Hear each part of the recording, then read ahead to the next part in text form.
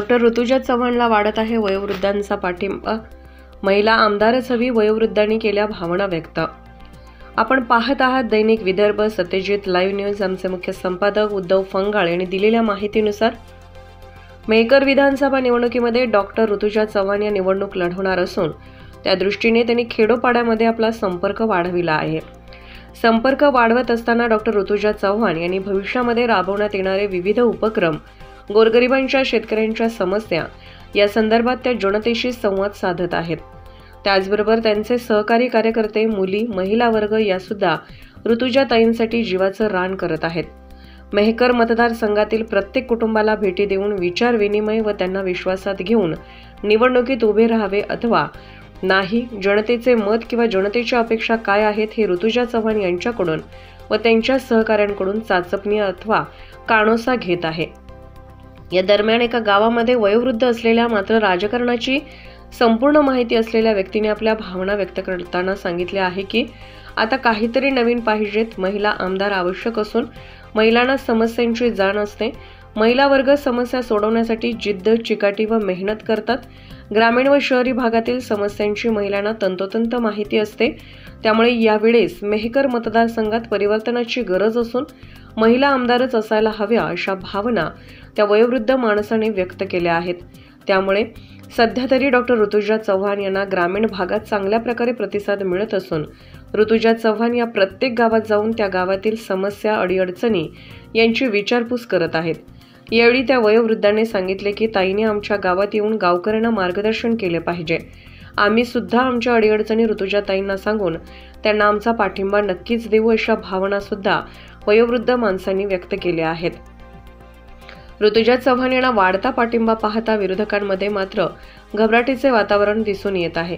अजून निवडणुका 2.5 ते 3 महिन्यांवर आहेत. तोपर्यंत ऋतुजा चव्हाण मेहकर मतदारसंघातील प्रत्येक घटकापर्यंत पोहोचवण्याचा प्रयत्न करत आहेत व त्यांना चांगला पाठिंबा सुद्धा मिळत आहे.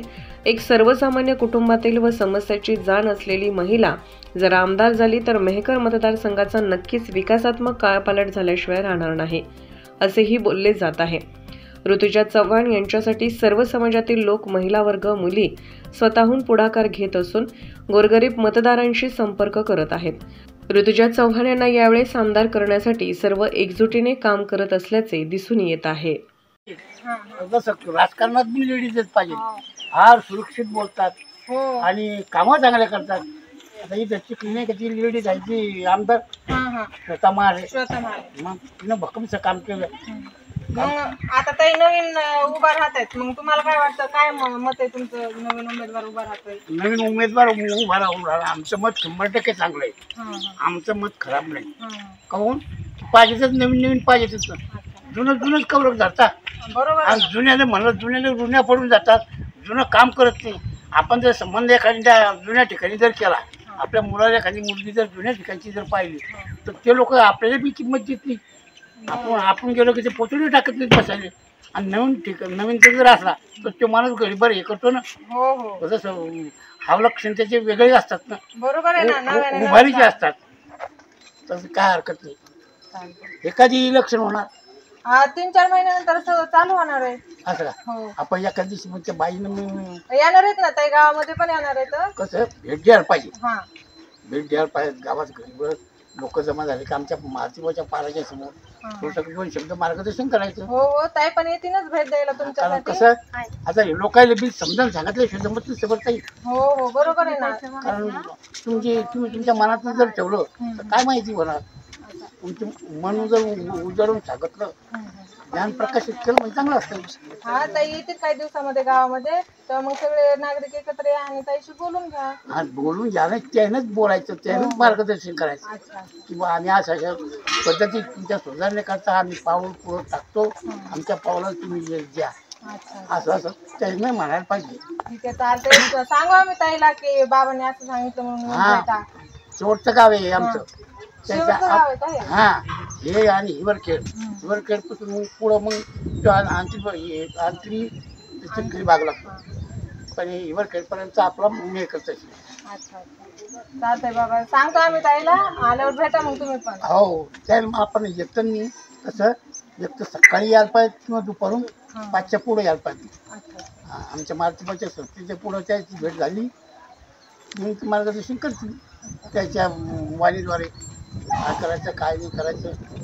आणि काही गावात मेजर समस्या वगैरे काही हां काही मोठी समस्या गावामध्ये? मोठी समस्या आता लोक सांगतील माझा, मी काय सांगू. नाही आता तुम्ही ज्येष्ठ नागरिक आहेत गावातले, तुम्हाला जास्त माहिती. माझी आम्ही ज्येष्ठ नागरिक, पण लोकांचं मनाची वृत्ती काय आहे बरोबर. हे प्रत्येकाच्या वेगवेगळी असते आणि तिथं सगळ्यात मिळून जर वेगळं राहिले मग त्याची एक होईल मग ती मनोवृत्ती.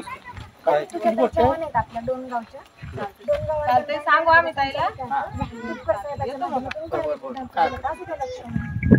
सर्व वाचकांना कळवण्यात अत्यानंद होत आहे की साई दैनिक, साई संध्या, दैनिक विदर्भ, सत्यजित हे दोन्ही वर्तमानपत्र ई पेपरच्या माध्यमातून सामाजिक, शैक्षणिक, सांस्कृतिक, साहित्यिक, आध्यात्मिक, राजकीय, शासकीय, प्रशासकीय, खेळ, कला, क्रीडा अशा विविध क्षेत्रातील घडामोडींसोबत सर्वसामान्य, कष्टकरी, शेतकरी, व्यावसायिक, नोकरदार अशा विविध जनमानसांच्या समस्यांच्या बातम्या प्रकाशित करून शासनापर्यंत पोहोचवण्याचं अविरत काम सातत्याने करत आहे. आपल्या या प्रसार माध्यमांना महाराष्ट्र राज्याच्या कानाकोपऱ्यातून उत्तमरित्या चांगला प्रतिसाद मिळत आहे. कविता, लेख, धार्मिक साहित्य यांच्या माध्यमातून देखील धार्मिक संस्कृतीचं जतन केलं जात आहे. वाचकांकडून चांगला प्रतिसाद मिळत असून याचबरोबर दैनिक Vidarbha Satyajit YouTube news channel व दैनिक विदर्भ सत्यजित न्यूज पोर्टल हे प्रसार माध्यम सुद्धा सुरू आहे. हे सर्व समस्त वाचक, जाहिरातदार बंधू भगिनी आणि आमचे प्रतिनिधी व संपादक मंडळाच्या सहकार्यामुळे शक्य होत आहे.